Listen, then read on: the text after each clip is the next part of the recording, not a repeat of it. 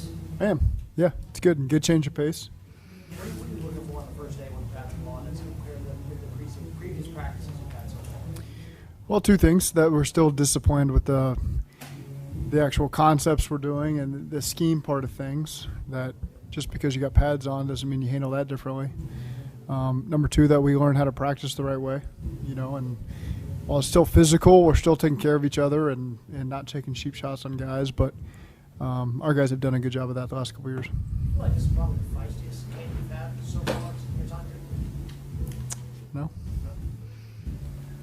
Do you feel like that is one of the biggest strengths to get off to a good start, just guys knowing how to practice? Yeah. Get the most out of, the unpadded practice, no shoulder pads. Your tempo and everything, you got the most out of it you could, didn't you? The last couple of days, the last 5? Yeah. I think so. I think it's progressed well for us just in terms of the acclimation period, really. And so I think our guys are in good shape, and we've got a lot of our scheme in. And so now you get a chance to take the next step. You put on the pads. And it comes at a good time. We put on the pads for one day, and then we have a walkthrough day only tomorrow, get a chance to recover, and then 2 more padded practices later in the week. So I think it's a good way of doing things. What are you looking to see out of Miles Murphy in this setting, seeing him really go full speed for the first time? Just continue to improve every day. We're not going to overreact to good or bad.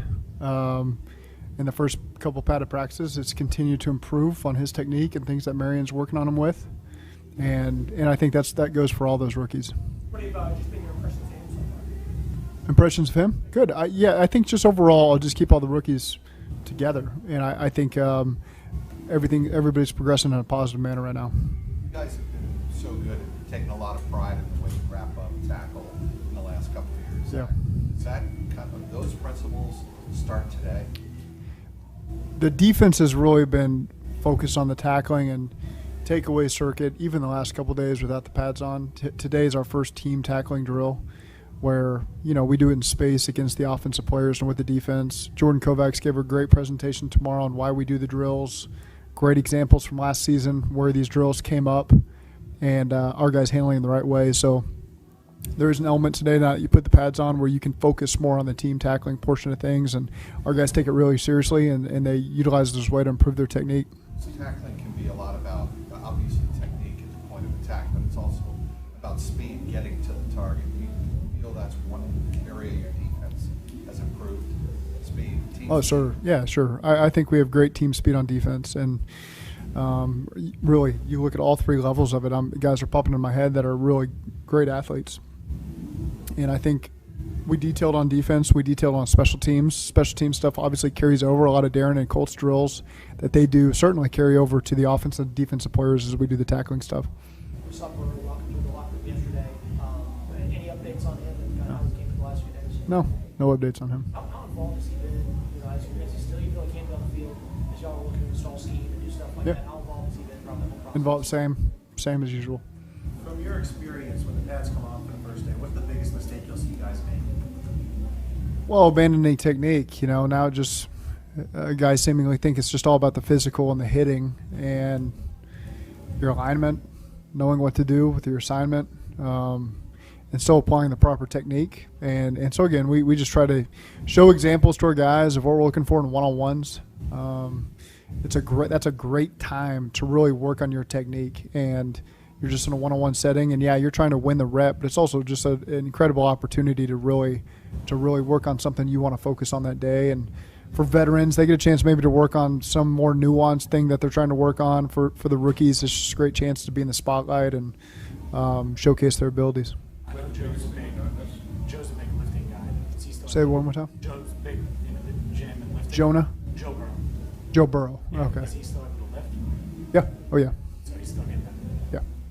With one of the biggest things is you're not necessarily taking guys to the ground, you're not tackling. Yeah. But you have a better idea if the offensive guys finish a play, if the defensive guys separate the play, all that good thing with shoulder pads. Is that the next? Yeah. I mean, again, it's thud for us. The physical portion of things is really going to come up front, with the O-line, the D-line, the linebackers, the backs, and pass protection. When you say the pads are coming on, there's an element of that for the receivers and for the safeties, but when you're not tackling, it gives you a better chance to see the guys up front, the offensive linemen, the defense line, the backers, and the backs in the protection.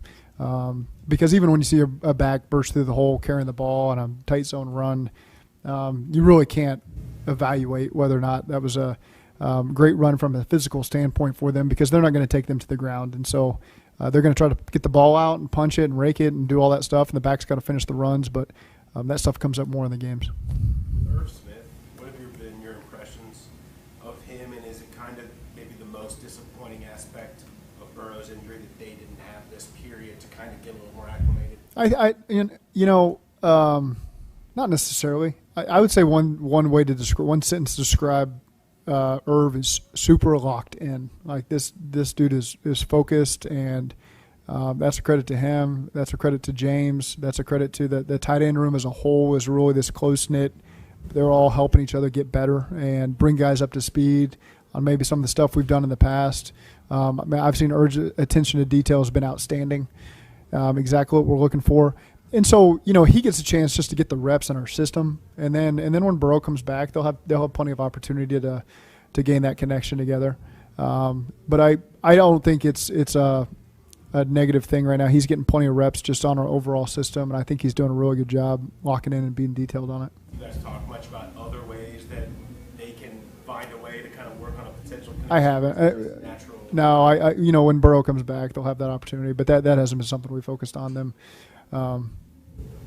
Like going in the parking lot after practice and working on over-the-shoulder catches or anything like that. I don't think that they've done that. Maybe they have. I don't know. Well, kind of along those lines, as Burrow is trying to get back from this, given how kind of he's wired, you kind of have to make sure that he's taking things slowly and doing things he needs to do, not maybe pushing himself to get back as quickly as possible. Well, there's a rehab process that he goes through, and really I stay out of that, and let that be Matt Summers and Nick and Joey and the element in the weight room.